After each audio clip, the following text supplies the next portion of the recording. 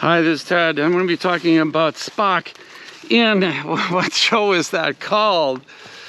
He's on the Enterprise in Star Trek.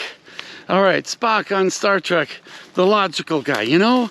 Well, here's an exchange that he and Captain Kirk have while they're facing some terrible odds. What would you say the odds are on getting out of here? Captain Kirk says to his employee, Mr. Spock. Difficult to be precise, Captain. I should say approximately 7,824.7 to 1. Difficult to be precise, Captain Kirk says. 7,824.7 to 1? He affirms. Spock does. 7,824.7 to 1. Well, that's pretty close to approximately. Kirk says, well, that's pretty close to approximate. That's pretty close to approximation, Kirk says. I endeavor to be accurate, Spock replies. You do well. All right, that's between Kirk and the captain.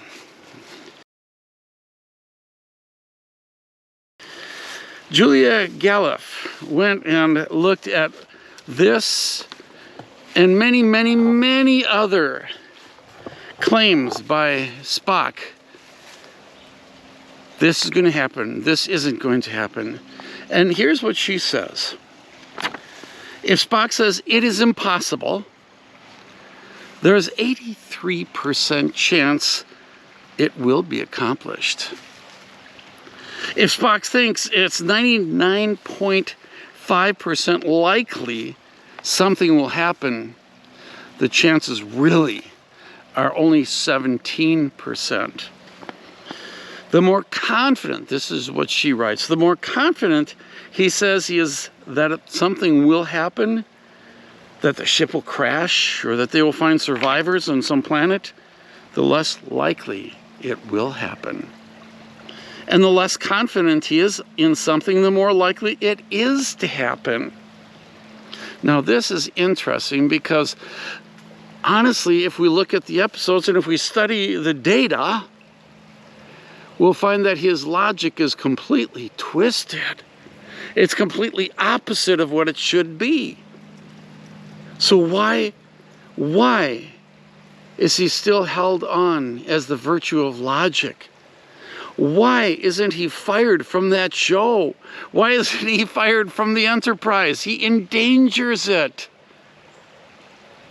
And if we could find the solution to this question, we could find really the solution to why people get so easily deceived and follow prophets who say things such as the President of the United States will get a second term this coming 2020. That's what they said a year ago. And yet it didn't happen, did it? And I'm going to call this the Spock Syndrome, because there are so many similarities. And it comes down, there's different things that I've come up with. One of the things, which I'm not going to deal with a lot here, I might run through it a little bit. We need Spock. We absolutely need him for that show. Without Spock, the whole show falls apart. And that's how people feel when they are in the prophetic movement about their prophets. They need those prophets. But why? What is he providing? There's some kind of service they are providing. Spock is providing. There's some kind of service that outweighs truth, that outweighs real logic, that outweighs what's best for a group, what's best for the ship, what's best for the church. We're committed to Spock, no matter how wrong he is over and over again. How is it that we don't see the inaccuracies? We're so committed that we don't even see the inaccuracies. I didn't really, I've watched tons of those shows, and I never saw or never realized how bad he is at logic. until I read this article, actually heard it in a book, and then read some articles about it. Logic would tell us, fire the guy, move on to another science officer, find somebody who really knows, who really is accurate. And logic would tell us, get rid of these false prophets who tell us things. First of all, they generalize so much that pretty much anything can be seen as true all the time.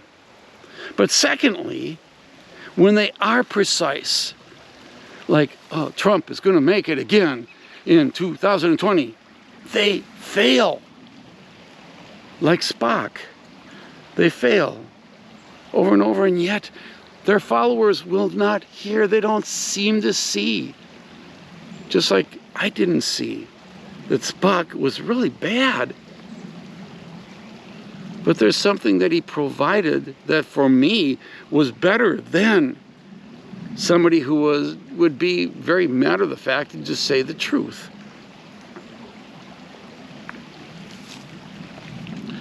Spock represents logic. He's an image, he's a brand of logic. But his logic is illogical. What he represents and what he offers, however, are more important than reality. And what is it? What is it that he represents? What is it that he offers us? That's so important, because if we can get to the crux of that, if we get to the center of that, I think we can get to the center of why these prophets do so well with their followers, even after having completely, obviously, and out in the open, deceived their followers, led them down fake stories, led them down fake prophecies, saying, "Thus saith the Lord," when the Lord never said it. Either that or our God is confused and doesn't really get things. Maybe he is the problem. But we know better. Science and logic help us to make good decisions that will control future outcomes. These prophets help us to make decisions, not that make better outcomes, but make us feel better for the present. And that's as far as it goes. Because we trust them. We trust that somehow their logic will get us to their prophecies from God, we believe, and their authority will help us to get to where we need to get to understand and not to be afraid of the future. We can feel less anxious about the future because the prophets have given us what we believe to be the Word of God. And this is one of the benefits that we hold dearly. And that is one of the reasons we will sacrifice truth to hold on to a deception. But there's a deception far deeper than that. And I think this is the number one tool of deception. And that is love.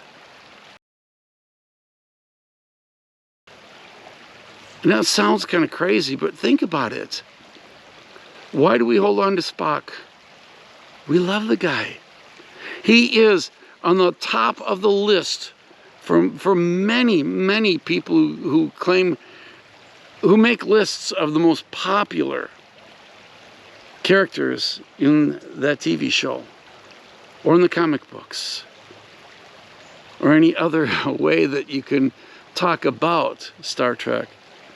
Spock seems to come to the top. So he is very loved by his followers. He is very loved by people who watch that TV show. And nobody would want to give that up, even if he endangers the Enterprise with his bad logic. And that, to me, is the greatest and the deepest and the most profound of all deceptions. Think of all the people who followed their father's footsteps, taking over ministries that are steeped in inaccuracies, Think of the people who've wandered from the scriptures, wandered from the faith, because of people they love. People we love influence us an awful lot. And I believe that the people deceived and misled by the prophets are so misled usually because, to be honest, they love their prophet and look up to them. This is Ted. You all have a good one.